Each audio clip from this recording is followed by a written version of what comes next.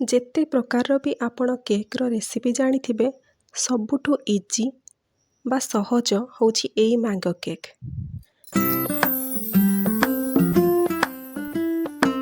ଏଇଥିରେ କୌଣସି ଓଭନ୍ ଆଉ ଏଗ୍ର ୟୁଜ୍ ହେଇନାହିଁ। ତଥାପି ଏଇ କେକ୍ଟି ସ୍ପଞ୍ଜି, ତା ସହ ଲୁକ୍ ୱାଇଜ୍ ପୁରା ବେକେରୀ ଷ୍ଟାଇଲ୍ରେ ରହିବ। ତାହେଲେ ଆଜି ଚାଲନ୍ତୁ ବନେଇବା ମ୍ୟାଙ୍ଗୋ କେକ୍, ସେଇଟା ପୁଣି କୁକର୍ରେ। ଅଳ୍ପ କିଛି ଜିନିଷକୁ ନେଇ ଆମେ ଏଇ କେକ୍କୁ ଘରେ ଆଜି ବନେଇବା। ଏଇଠି ମୁଁ କେକ୍ଟିକୁ କାଟିକି ଦେଖାଉଛି କେତେ ସ୍ମୁଥଲି କେକ୍ଟି କଟି ଯାଉଛି ଆଉ କେତେ ସ୍ପଞ୍ଜି ମଧ୍ୟ ହେଇଛି।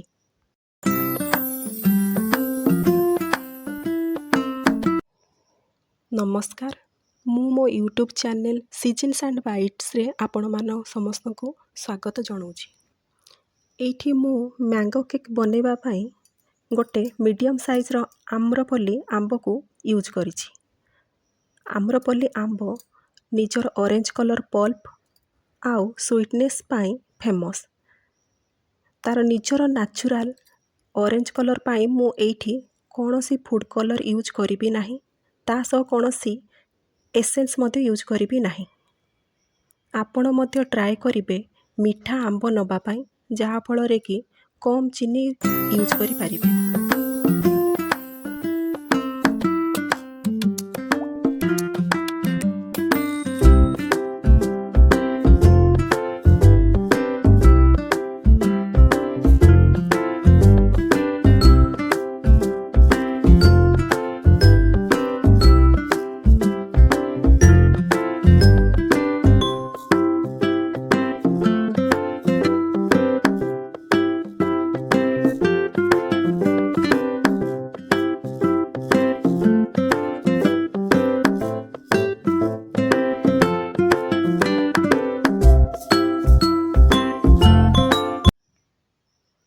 ଆମ୍ବରୁ କେବଳ ଆମ୍ବର ପଲ୍ପକୁ ଆମେ ୟୁଜ୍ କରିବା, ଚୋପାକୁ ଆମେ ୟୁଜ୍ କରିବା ନାହିଁ।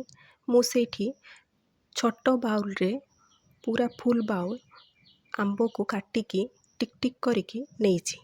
ଆପଣ ଦେଖିପାରୁଥିବେ ଆମ୍ବର କଲର୍ ଫୁଲ୍ ଅରେଞ୍ଜ କଲର୍ ଆସିଛି। ସେଇଥିପାଇଁ ମୁଁ କୌଣସି ଫୁଡ଼୍ କଲର୍ କେକ୍ରେ ୟୁଜ୍ କରିବିନି।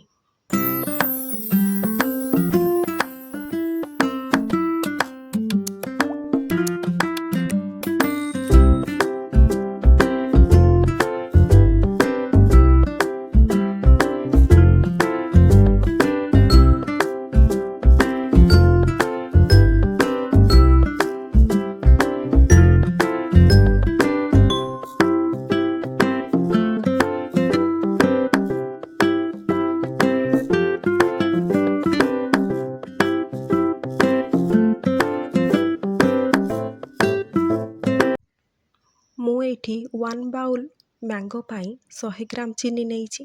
ଯେହେତୁ ଆମ୍ବ ମିଠା ଥିଲା, ସେଥିପାଇଁ ମୁଁ ଚିନିର ମାତ୍ରା କମ୍ କରିଛି। ଯଦି ଆପଣଙ୍କର ନେଇଥିବା ଆମ୍ବ କମ୍ ମିଠା, ତେବେ ଆପଣ ସେଇଥିରେ ଚିନି ଅଧିକ ଢାଳି ପାରିବେ। ଚେଷ୍ଟା କରିବେ ସ୍ମୁଥ୍ ବ୍ୟାଟର ବନେଇବା ପାଇଁ, ଯେମିତିକି ସେଇଥିରେ କୌଣସି ଲମ୍ପସ୍ ରହିବ ନାହିଁ। ବ୍ୟାଟରଟି ବନେଇବା ସମୟରେ କିଛି ବି ପାଣି ୟୁଜ୍ କରିବେ ନାହିଁ। ସେ ଅଟୋମେଟିକ୍ ତା'ର ରନିଂ ପୋଜିସନ୍କୁ ଆସିଯିବ।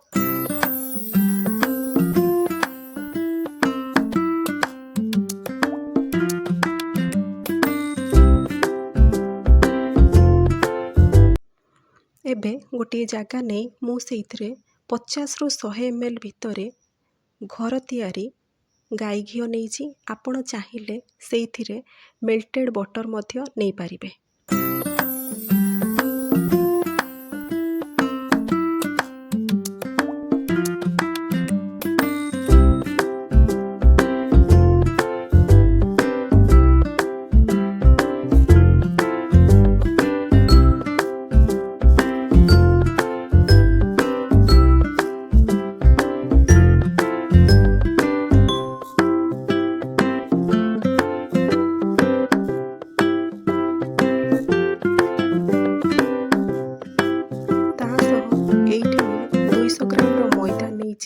ଯାହାକୁ ମୁଁ ଗୋଟେ ଛାଣିରେ ଛାଣି ଦେଉଛି।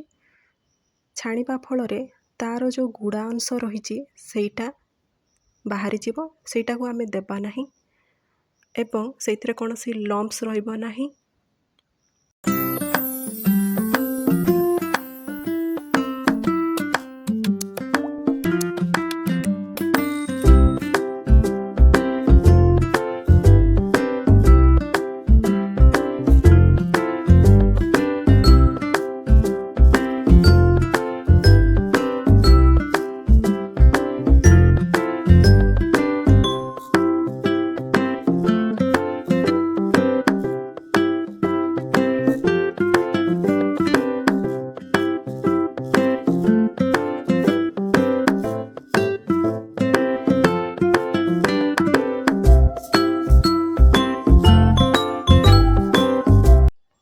ଘିଅ ଆଉ ମଇଦାକୁ ଏଇଠି ମୁଁ ଭଲସେ ମିଶେଇଛି, ଯାହାଫଳରେ କି ସେଥିରେ କୌଣସି ଲମ୍ପସ୍ ରହିବ ନାହିଁ।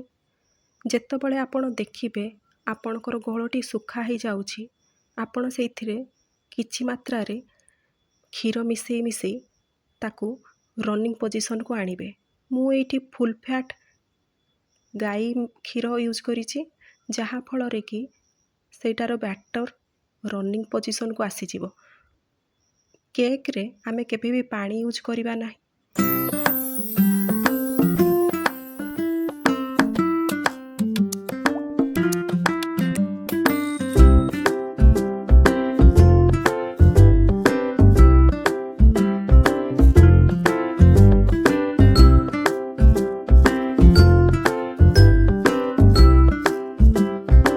ଏବେ ସେଇଥିରେ ଆଗରୁ ଗ୍ରାଇଣ୍ଡିଙ୍ଗ କରିକି ରଖିଥିବା ଆମ୍ବ ଆଉ ଚିନିର ଘୋଳକୁ ପକାଇବା ଓ ତାକୁ ଭଲସେ ଗୋଳେଇବା। ଆପଣ ନିଜେ ଦେଖିପାରୁଥିବେ ତାର କଲର୍ ପୁରା ଅରେଞ୍ଜ କଲର୍ ଆସିଛି।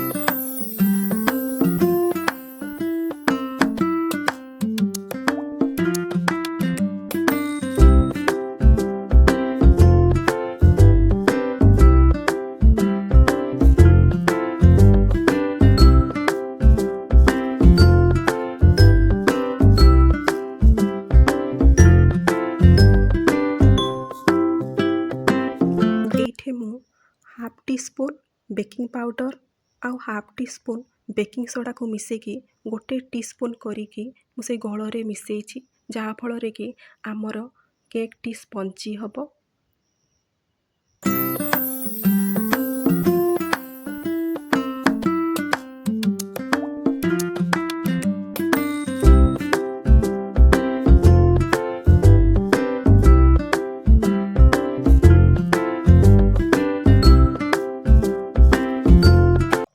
ଏବେ ମୁଁ ଗୋଟେ କେକ୍ ଟିନ୍ ନେଇଛି। ଆପଣ ଚାହିଁପାରିଲେ ଏହିପରି ଭାବରେ ଷ୍ଟିଲ୍ର କିମ୍ବା ସିଲଭରର କୌଣସି ବି ପାତ୍ର ବି ନେଇପାରିବେ, ଯାହାକୁ ମୁଁ ଘିଅ ଦ୍ୱାରା ସାଇଡ଼୍ କୋଟିଂ କରିଦେବି, ଯାହାଦ୍ୱାରା କି ଆମର କେକ୍ଟି ଯେତେବେଳେ ହେଇଯିବ ତାକୁ ଅଲଗା କରିବା ପାଇଁ ସୁବିଧା ହେବ।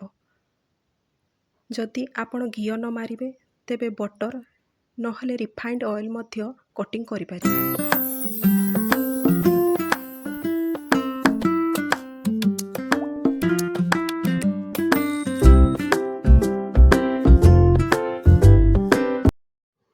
ଏବେ ବ୍ୟାଟରକୁ ସେଇଥିରେ ଢାଳିଦେବା ଆଉ ତାକୁ ଭଲସେ ସବୁ ପଟୁ ହଲେଇକି ସେଟିଂ କରିଦେବା।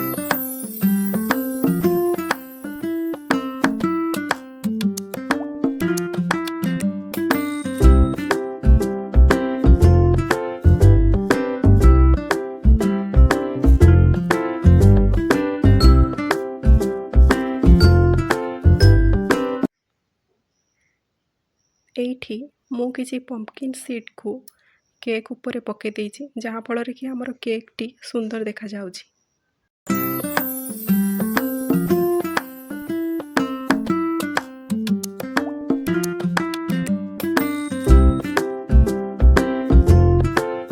ଏଇଠି ମୁଁ ଗୋଟେ ମୋର ପୁରୁଣା କୁକର୍ ନେଇଛି, ଯେଉଁଟାକି ଆମେ ବେକିଂ ପାଇଁ ୟୁଜ୍ କରିବା।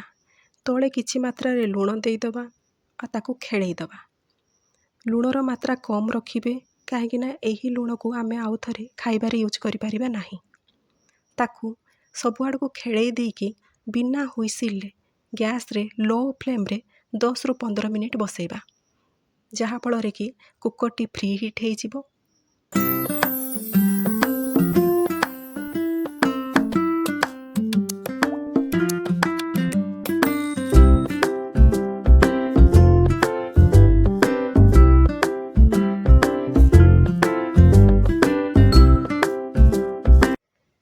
ମୁଁ ଏଇଠି ଛୋଟ ଥାଳିଆଟିଏ ନେଇଛି। ଆପଣ ଚାହିଁଲେ ଷ୍ଟାଣ୍ଡ ମଧ୍ୟ ନେଇପାରିବେ।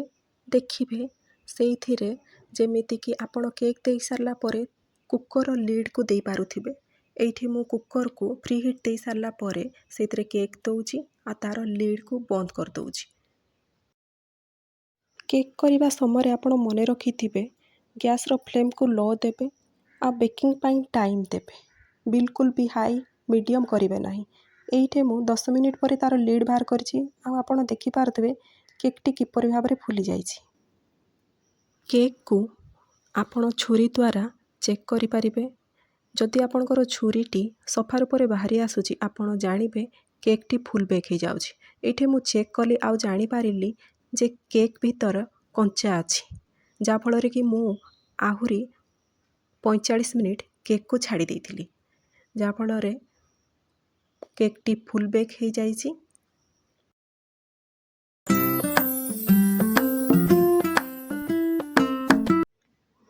ପ୍ରାୟ 40 ମିନିଟ୍ ପରେ ମୁଁ ପୁଣି ଥରେ କେକ୍ଟିକୁ ଚେକ୍ କଲି, ଯାହାଫଳରେ କି ମୋର ଛୁରୀ ସଫାରେ ବାହାରି ଆସିଲା। ମୁଁ କେକ୍ଟିକୁ ସାବଧାନତା ସହ ବାହାରକୁ ଆଣି ପକାଇଲି ଆଉ ତାକୁ ଥଣ୍ଡା ହେବା ପାଇଁ ଛାଡ଼ି ଦେଇଛି। ଆପଣ ବିଲକୁଲ ବି ତରବର ହେବେ ନାହିଁ, କେକ୍ଟିକୁ ଥଣ୍ଡା ହେବା ପାଇଁ ଛାଡ଼ିବେ, ଯାହାଫଳରେ କି କେକ୍ଟି ଭଲସେ ସାଇଡ଼୍ରୁ ଛାଡ଼ି ପାରିବ। ଏଇପଟେ ମୁଁ ଛୁରୀରେ କେକ୍ଟିକୁ କାଟି ନେଉଛି। ଆପଣ ଯେଉଁ ପଟେ ଧାର ନାହିଁ ସେଇପଟ ସାଇଡ଼୍ରେ କେକ୍ଟିକୁ କାଟିବେ। ଦେଖନ୍ତୁ ମୁଁ ଚାରିପଟ ସାଇଡ଼୍କୁ ପ୍ରଥମେ କାଟୁଛି, ଯାହାଫଳରେ କି ଅଟୋମେଟିକ୍ କେକ୍ଟି ବାହାରିଯିବ।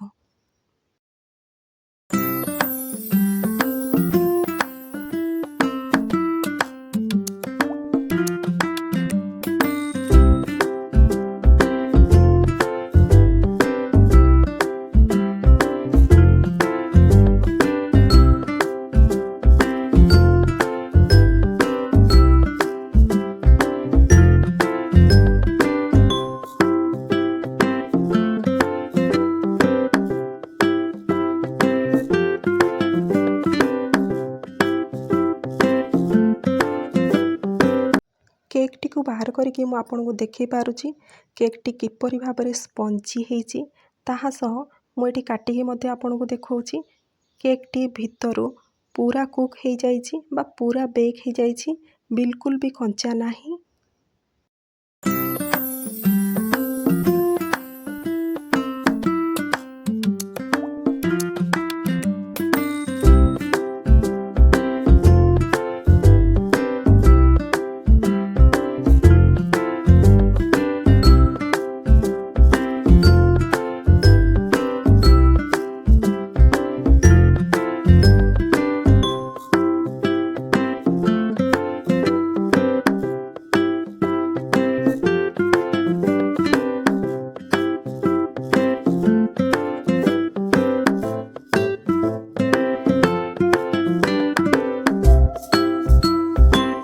ଭିଡ଼ିଓଟି ଭଲ ଲାଗିଲେ ଆପଣ ଲାଇକ୍, ସେୟାର, ସବସ୍କ୍ରାଇବ୍ କରିବେ। ଧନ୍ୟବାଦ ଭିଡ଼ିଓଟିକୁ ପୂର୍ଣ୍ଣ ରୂପରେ ଦେଖିବା ପାଇଁ।